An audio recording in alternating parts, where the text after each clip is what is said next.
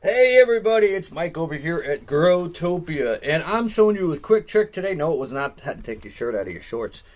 It is different ways you can get your seeds growing on.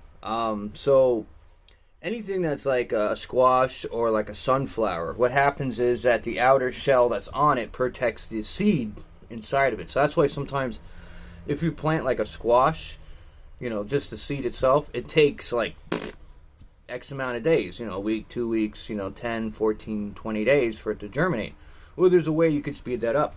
And the way you could speed that up is I'm going to show you once I find the seed pack.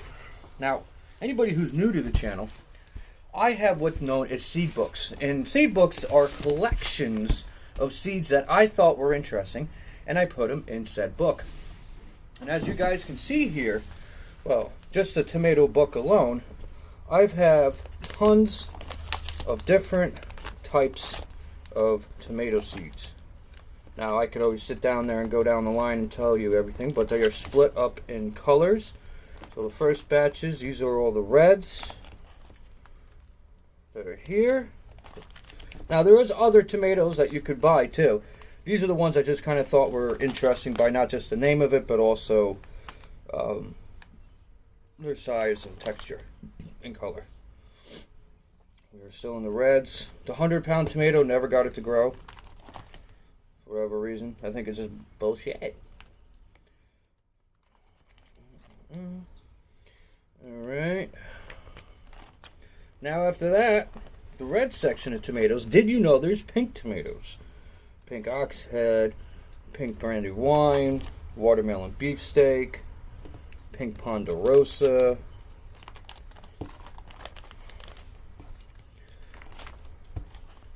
And we got, as you can see, there's now white tomatoes. It's kind of hard doing this way, but there's white tomatoes as well.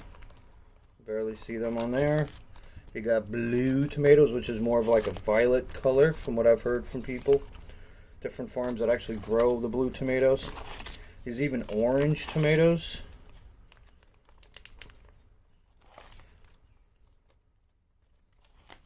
Okay. There's even yellow tomatoes. As you can see that, the yellow pear and yellow plums. Get further to the back of the book, it gets a little harder. And then there's multicolored, such as the hillbilly. There's a striped paste. There's like bicolored cherry tomato. There's another kind of multicolored tomato. That's atomic grape tomato. There's like the black crim. These are like the black tomatoes. It's a black cream crim. There's Cherokee purple. Then you got like the weird multicolored green and yellow tomatoes. You got the green tomatoes. More multicolored. You got a chocolate striped tomato. This is another type of tomato. It's like a yellowish green and red. That's all different stripes. In here you got the black tomatoes. They're strictly black, like the black prince, the black elephant, the black truffle. Then you got like Japanese black tomatoes. Yes, there are Japanese tomatoes, not just regular tomatoes. And there's black cherries. And then there's like, and that's all the indeterminates. Those are the ones that grow indeterminately. They grow non-stop. And then everything back here is all the determinants that only grow to a certain height, such as, the Rio Grande, the Tomatillo, Tomaverda, whatever the hell. I know I butcher things so bad. The Tiny Tim. Tiny Tims have been growing great for me. So that's just my tomato book right there. I think it's over 100 seeds, something like that. It's like 100 or 200 different types of tomatoes. Okay, I know we kind of went off on a tangent. That wasn't really my plan. My plan is I'm looking for the seed packet for my sunflower seeds. I could show you something about going down. And then we got like some other stuff here. So like these are my beans. Right, so we got beans and artichoke. These are most of the stuff that goes into like my greenhouse, my soybeans. These are my beets. More beets, different types of beets. basically all it is a collection, like I said, of stuff that I found online. Thought it was interesting, bought it. These are cucumbers, broccoli, different types of Chinese cabbages, cabbage, my cucumbers, my corn. Do I need to grow any more corn? No, not at the moment. My carrots, my eggplants, my gourds, my kale, more kale, my lettuce, my leafy greens. These are all my brassicas down here. All the lettuces and stuff. Romaines, and I got my onions. Onion. Alright. You can get the book off of Amazon and also all the seeds as well. That's where I got them from. And I didn't buy them in one shot, I bought them over the course of the year. What I do is, before when I was like buying seeds, I kind of went a little nutty. So what I did is, as the next growing month is coming, then I buy the seeds for that month if I don't have them already. So like, you know, these are the peas. So you got peas, parsnips, oh, peas, more peas.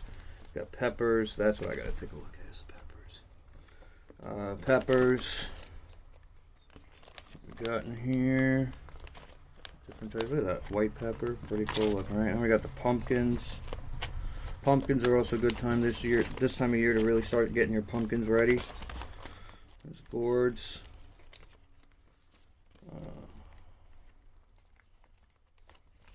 Rhubarb, radishes. There's a watermelon radish. That's a watermelon radish that's in the shade house. That's pretty cool looking, right? Winter squash. That's a butternut. Yep. Spaghetti squash. If you've never had spaghetti squash, oh my God, you people are missing out. But spaghetti squash is honestly my favorite, hands down. Its name says it all. Basically, dudes, you cut it in half like that, right? And then you put some butter on top of it. You take like melted butter. You put melted butter on top of it, and some salt and olive oil, and you just stick it in the oven. I think at like 400 degrees for 30 minutes, I think, or 40 minutes, something like that. It's on my phone, which currently is recording me. And then you pull it out and you take a fork and you scrape the inside of it, and it comes out like very small, stringy, like pasta, like spaghetti. But it's so freaking sweet. I mean, if you love pasta like I do, and you're looking for a pasta alternative, grow spaghetti squash, because it's got the consistency of stringy spaghetti, but it's like so sweet and so flavorful and so much better and healthier for you. Plus, it's just a lot of carbs. Alright, Swiss chard, spinaches, kales, turnips. Glad you guys turned up to watch this video. Haha! Oh man. And zucchini. And somewhere over the rainbow is my lettuces. I get the pepper count. It's one of the things I was looking for. Alright. See if it's in this book. Now this book is pretty light. This is all of my other stuff. So I got cherries, melons, watermelons. There's also a lot of seeds that are packets that are missing that I'm looking at right now that are above me. So there's cantaloupe, there's honeydew, there's another type of melon. I got different types of watermelon. There's an orange watermelon. Who's ever heard of an orange watermelon? This thing's freaking cool. Right? You got a black watermelon. I know. I get it. I'm weird, alright? And the video's like way too long just to show you a freaking 3-second thing. But look at the size of this book. This is my herb book. All my different herbs that are inside of here, such as you got the arugula, the anise, I'm reading it upside down, anise, buckwheat that's growing out there, burglar nut, got our different basil, alright. Calla lilies, different flowers, celery, more celery, cilantro, cumin, chives. There's the cat grasses I was talking about, the catnip. Coleuses, those are growing. I can't wait. Those are more or less going to be more of an indoor. I got 3 plants growing right now in here over there. So I'm gonna have them, keep them like an indoor outdoor. I don't want to put them out there permanently. They're gonna be cool, and then I start selling some of those if anybody's interested. And patience and lavender and loveridge. Where the hell is the sunflowers? There's mint and peppermint, and everything is in alphabetical order. John's worth. Ah, I see sunflower. There it is. I just whipped it right out of the top. And then also there's like different types of sunflowers too. There's, you know, you don't have to go for just the mammoth. The mammoth is liked, oh my god, I don't know, Australian accent there for a second, is liked by many. What's going on? Just because of the big head that it produces. The head on it is pretty big. I'll show you from the head from my one I had last year. And then yarlow.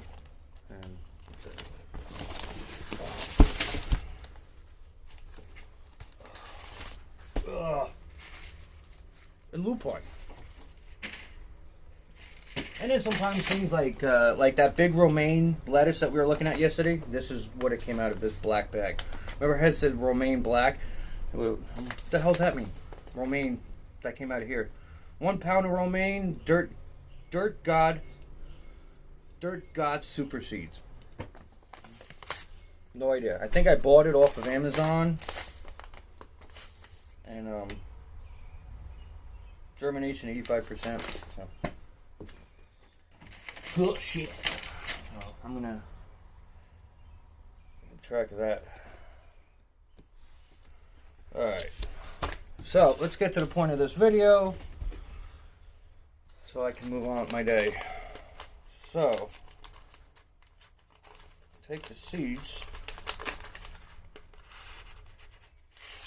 Now I plant sunflowers, I only do 1 seed at a time per hole. So basically what you end up doing is, you see how there's like the tip of this. So what you want to do is you want to carefully snip the tip off. Now what happens is it opens up a cavity. I'm trying to get you guys to see it. Come on, camera. So now you got this little opening right here. And what that does is that allows the moisture and water to get in it a lot quicker, and you got faster germination now. It is tedious, you know, you're taking your seeds and you're snipping the tip off like some wacky doctor. But sometimes you gotta snip your tip. Of course, the pieces go flying all over the place in here, but I don't care. The amount of shit that hits the floor in here. It's amazing shit's not growing in here on the floor. One day I'll be filming. Yeah, meanwhile in nursery in Growtopia, all the seeds I spilt on the ground one day decided to germinate. And now I got floor tomatoes. Let's see, you can just about see it in there. Why are you focusing on me, you dumb camera? I'm trying to figure out what a camera is. It's like hard to see it. But you guys can get the gist of it. You cut the tip off and you can see a little bit inside. You don't want to really disrupt the seed that's in there. And after that, I just put them with the cut side facing up, just so that the water and stuff goes in it a lot quicker, and that's really it. So I know I kind of went down the road of showing you about the books and a little bit of tips here. Anyway, guys, it's Mike over here at Growtopia. Like, subscribe, share it with your friends and family, and I'm going to keep cutting these little tips off. We'll see how quicker they grow. I know it works good on squashes. I figured, let me try doing it on sunflowers. Yeah, later.